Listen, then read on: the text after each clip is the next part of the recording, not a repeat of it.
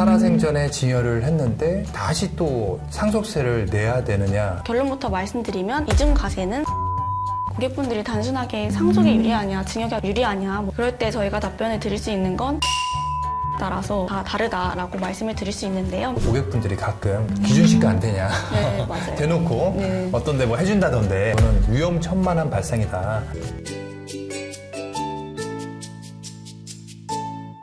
안녕하세요. 세무법인 넥스트 조남철 세무사입니다. 그동안 저희가 조금 어려운 주제를 말씀드렸다면 이번 시간에는 상속세와 증여세에 대한 아주 기본적인 그다음에 필수적인 내용들을 좀 설명드리려고 합니다.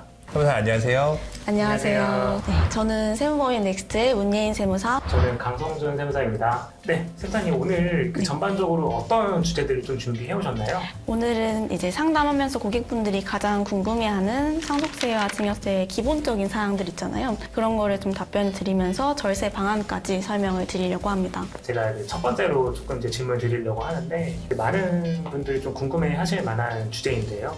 그 상속세를 줄이는 방법에 대해서 혹시 어떤 것들이 좀 있을까요? 네, 우선 첫 번째로는 상속 개시 10년 전에 미리 증여를 하는 방법이 있습니다. 미리 증여를 하시게 되면은 누진세를 부담을 크게 줄일 수 있는 효과가 있고요. 두 번째로는 향후 가치가 오를 것 같은 부동산이나 주식 같은 재산들을 미리 증여를 하시는 것이 유리합니다. 세 번째로는 최대 30억까지 공제가 되는 배우자 공제, 6억까지 공제가 되는 동거주택 상속 공제, 그리고 금융재산 공제는 2억까지 좀 가능한 부분이 있는데 이런 공제 혜택들을 이용을 하셔서 적극 활용하시는 것이 좋습니다. 네 번째로는 이거에 이어서 상속인간 분할 협의를 하는 방법이 있는데요. 이렇게 어떤 분한테 상속을 하느냐에 따라서 공제 혜택들이 다양하기 때문에 이런 부분을 활용을 하셔서 공제 혜택을 최대한 누리시는 것이 좋을 것 같습니다. 네, 그리고 아무래도 이제 상속 재산들이 현금 등과 이런 유동자산보다는 이제 부동산과 같이 좀 비유동 재산들을 많이 상속해주는 경우가 많잖아요. 이런 부분은 좀 어떻게 하면은 또 세금 없이 현금화할 수 있을까요? 불가피하게 이런 분들은 이제 양도를 해서 양도에 대한 매매 대금을 활용해서 상속세를 납부하시는 분들이 있습니다. 이때 양도세를 좀 줄이는 방안으로는 상속일로부터 6개월 이내에 양도를 하시는 것이 좋을 것 같습니다. 그 이유는 상속 개시 후에 6개월 이내의 거래가액은 그 상속세 신고 당시 시가가 적용이 돼서 양도하실 때 그 시가를 활용하실 수 있고요. 그렇게 되면 상속 때 저희가 취득한 가액과 그 양도하실 때 가액이 거의 유사해지기 때문에 양도 차익이 적어져서 양도세 부담이 적어지게 됩니다. 네, 그럼 상속 개시일과 양도일 간에는 뭐 부동산 가격은 차이가 얼마 없을 거니까 네네. 그러니까 사실상 이제 양도소득세를 납부 안 하고 이제 부동산을 좀 현금화할 수 있는 네. 좀 그런 방법이네요. 네, 맞습니다. 방금 말씀하신 일반적인 부동산의 경우에 이렇게 될 수가 있고요. 혹시라도 이제 그 가압승계 과정에서 비상장 주식을 일반적으로 뭐 상속을 받는 경우에는 상속 받았다가 주식 시가로 감자를 바로 해도 그거를 대가를 세금 없이 받아올 수가 있거든요. 그런 경우에는 상속 감자라고 해서 감자를 통해서 어떤 세금 없이 엑시트를 좀 할 수 있다라는 부분도 참고하시면 좋을 것 같습니다. 네. 저희가 세무 실무를 다루다 보면 이중과세에 대한 이슈가 있는 것 같아요. 살아생전에 증여를 했는데 다시 또 상속세를 내야 되느냐라는 질문도 받기도 하는데 이런 부분들은 어떻게 처리가 되나요? 상속세랑 증여세를 많은 분들이 오해하시는 부분이 사전 증여 재산을 상속세 신고가액에 넣게 되기 때문에 이중과세가 되는 게 아니냐 물어보십니다. 결론부터 말씀드리면 이중과세는 적용되지 않습니다. 합산과세 후에 증여세랑 상속세 그 세금을 매길 때 기납 후한 증여세를 상속세에서 공제해주는 제도가 있기 때문에 이 공제 제도를 활용을 해서 이중과세를 방지하실 수 있습니다.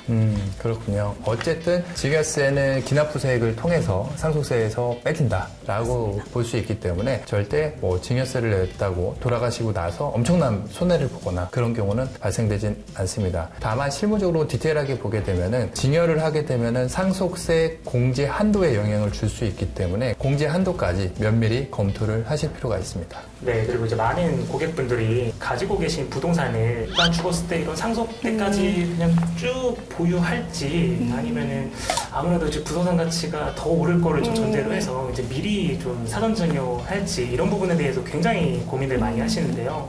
세무사님은 개인적으로 어떤 부분이 더 괜찮다고 보시는지요? 네, 이게 좀 어려운 질문인데요. 고객분들이 단순하게 상속이 유리하냐, 증여가 유리하냐, 뭐 이런 질문을 주실 때가 있습니다. 그럴 때 저희가 답변을 드릴 수 있는 건 재산 규모와 가족 상황에 따라서 다 다르다라고 말씀을 드릴 수 있는데요. 자산 가치가 오를 것이라고 예상이 되는 부분이 있으면은 증여세를 먼저 활용하셔서 시가를 찍는 것이 유리할 수 있고요. 상속공제를 많이 받을 수 있는 배우자 상속공제라든지 이런 혜택을 받을 수 있는 부분이 많다 하면은 공제액이 큰 상속을 활용하시는 것도 좋습니다. 미래의 가치가 더 오를 수 있는 뭐 부동산이라든지 주식 등은 나중에 시가가 오르게 되면 그때 그만큼 또 세금이 오르기 때문에 미리 증여를 하시는 것이 유리할 수 있습니다. 어쨌든 미래 가치가 있는 부동산과 그렇지 않은 부동산 또는 주식이 있지 않습니까? 그래서 어쨌든 주식 투자도 저평가되어 있을 때 사면 이득을 보는 것처럼 절세라는 부분도 저평가되어 있을 때 어떤 증여를 받는 게 상속세 발생 부분을 좀 줄일 수 있다라고 시청자분들께서 이해를 해주시면 좋을 것 같습니다. 작년에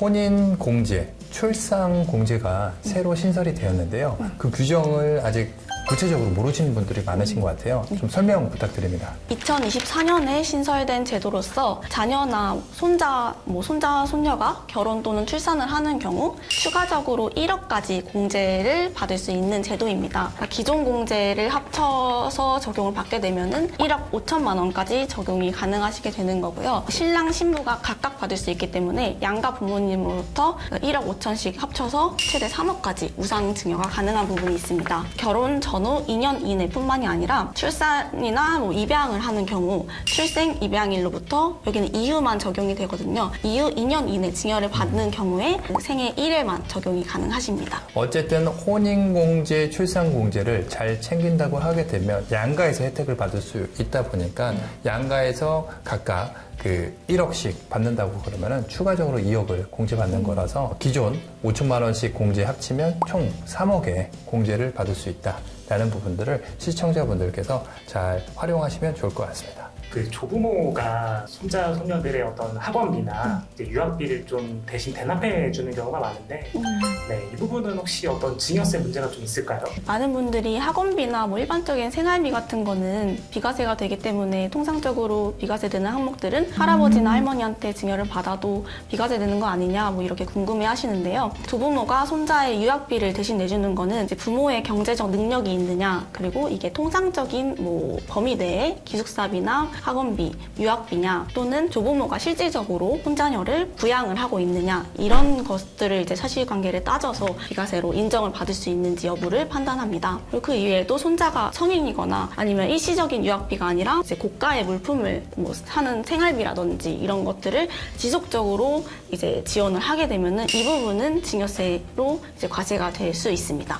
세무사님, 상속세 신고를 하다 보면 몇 천만 원이 나오는 경우도 있지만 몇 억, 몇십억이 나오는 경우들도 있는데 이런 경우 반드시 한 번에 납부를 해야 되나요? 이러한 분들을 위해서 연부연납제도라든지 물납제도를 활용할 수 있습니다. 먼저 연부연납제도를 이용을 하시면은 상속세를 최대 10년간, 그리고 가업상속 재산의 경우 20년까지 분할 납부가 가능하십니다. 요건은 상속세가 2천만 원을 초과하고 신고기한이나 그다음 납부기한까지 연부연납 신청을 하셔야 되고 납세 담보를 제공해서 그 세무서의 승인을 받으셔야 됩니다. 그리고 주의하셔야 될 점이 연부연납 신청을 하면은 미납금액에 가산금이 부과가 되는 부분이 있는데요. 이자율이 2025년 3월 20일까지는 3.5%였던 부분이 개정이 되어서 그 이후 21일부터는 3.1%로 붙게 되었습니다. 이런 부분을 유의하셔서 연부연납 신청 여부를 고민하시면 되겠습니다. 금리가 인하되는 것처럼 이제 연부연납 가산금 이자율도 계속해서 좀 내려간다고 봐도 되네요.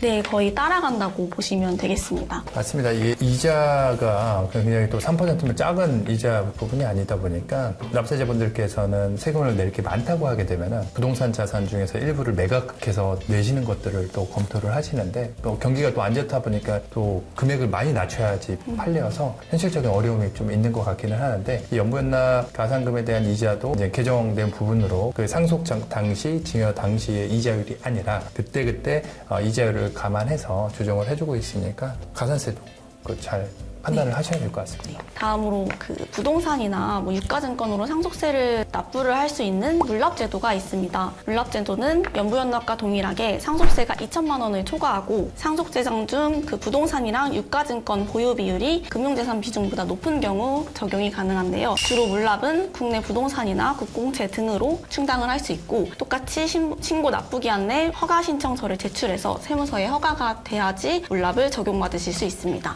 네, 연부연납 물납제도를 통해서 세금을 바로 납부를 못 하신다고 하게 되면은 조금 나눠서 길게 내실 수도 있고요.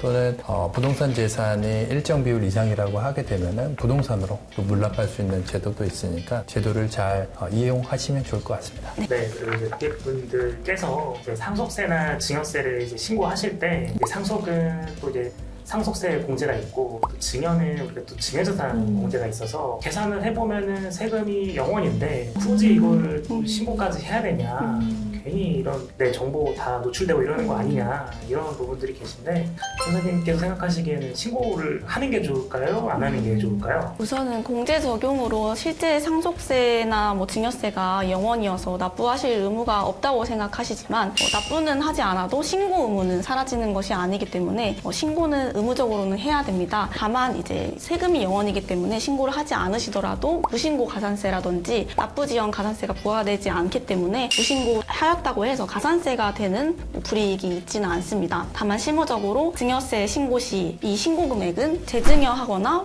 추후 상속을 하는 경우 이거를 이제 취득가액이나 기존가액으로 활용해서 절세를 할 수 있는 뭐 방안들도 있고 10년간 합산과세가 되면은 공제 항도에 대한 그 적용이 신고 누락이 되는 부분도 있기 때문에 이를 대비해서 전문가분들에게 좀 상의를 받으셔서 신고를 할지 안 할지를 좀 상담을 해보시는 것이 좋을 것 같습니다. 좀 리스크가 있다고 판단이 되면은 반드시 좀 보수적인 관점에서 신고를 하는 것이 좋을 것 같습니다. 아까도 이제 문예인 세무사가 말했던 것처럼 상속세가 없더라도 이제 부동산에 상속세를 신고를 해놓으면은 나중에 이 부동산을 팔 때 그 상속받은 금액으로 이제 취득가액을 인정받을 수 있기 때문에 또 양도소득세가 이제 없이 그 부동산을 또 현금화할 수 있잖아요. 맞습니다. 그런 의미에서도 이제 상속세를 신고해 놓는 것이 또 좋다고 볼 수 있겠네요. 네, 맞습니다. 부모님 집을 상속받을 때 세금이 얼마 정도 나오나요? 상속세는 집값이나 상속인수, 앞서서 말씀드렸던 모든 공제 적용 여부 등에 따라서 천차만별인데요. 기본 공제로 인해서 이제 배우자 상속이 있으면 10억 원까지 공제가 되고 최소 일괄 공제로 5억이 되기 때문에 그 이하라면 상속세가 거의 없다고 보시면 되고 그 이상이면 누진세율이 적용이 되어서 그거에 따른 상속세가 발생을 하게 됩니다. 또 2025년부터 저희가 강정평가가 이제 국세청에서 강제로 부과되는 그런 세금들이 있잖아요. 강정평가 확대에 대해서 어떻게 보시고 계실까요? 저희가 최근에 이제 상속세, 증여세를 계속 신고를 하면서 고객분들이 가끔 기준시가 안 되냐 네, 맞아요. 대놓고 네. 어떤데 뭐 해준다던데 네. 라고 하면은 저희가 뭐 현물출자 업무도 많이 하다 보니까 심지어 현물출자도 뭐 기준시가 안 되냐라고 하는데 그거는 위험천만한 발생이다. 양도세 수십억을 추징당할 수도 있고 가산세까지 물을 수 있다. 다만 이 상속증여에 있어갖고는 평가로 인한 가산세 이슈는 현재 상황으로 없기 때문에 다만 과거와 다르게 기준시가를 하는 경우에 적발돼서 추징당할 확률이 굉장히 많이 올라간 것 같습니다. 이렇기 때문에 이제 감정평가 확대 등으로 세금에 대해서 어떤 상장 이슈들이 있을지 좀 전문가의 상담을 받아보시는 것이 좀 좋을 것 같습니다. 네, 선생님 증여세를 줄이는 방법에 또 세무사님만의 또 노하우가 있으시다고요? 네, 증여세를 줄이는 방법은 일단 기본적으로는 증여재산 공제 한도를 적용을 하는 건데요. 성년 자녀는 10년마다 5천만 원씩, 그 미성년자 자녀는 2천만 원씩 공제 적용이 가능한 부분을 적극 활용하셔서 나눠서 증여를 하시는 방법을 이제 선택하실 수 있고요. 그다음에 부동산이나 이런 가치들이 오르기 전에 미리 증여를 하는 방법과 그다음에 증여재산을 자녀가 많은 경우 또는 배우자가 있는 경우 분산해서 증여를 하시는 방법을 활용하실 수 있고요. 마지막으로 제가 생각하기로 절세가 되는 부분 중에 부담부 증여를 활용을 하시는 방법이 있는데요. 부담부 증여는 이제 채무를 인수를 하면서 증여를 하는 방식인데요. 증여를 할 때 채무를 같이 수증자가 부담을 하게 되는 거예요. 그러면 세무를 부담을 하게 되면 이 부분은 이제 유상거래로 관주가 돼서 일부는 양도세 부과가 되고요. 그리고 나머지 부분은 그 부분만 증여세 부담이 되기 때문에 조금 세율을 좀 분산시키는 그런 효과들도 있고 양도세가 적게 나올 가능성이 있다. 근데 증여를 하고 싶다 하면은 부담부 증여를 좀 활용을 하시는 것도 좋을 것 같습니다. 고객분들 증여를 하는 경우에 경우에 모든 금액을 증여하는 것보다는 보증금이라든지 대출금을 함께 부담 보증하는 게 상대적으로 적어지고요. 그 다음에 좀 적극적으로 한다 그러면은 법인을 활용해서 현물 출자를 할 수도 있고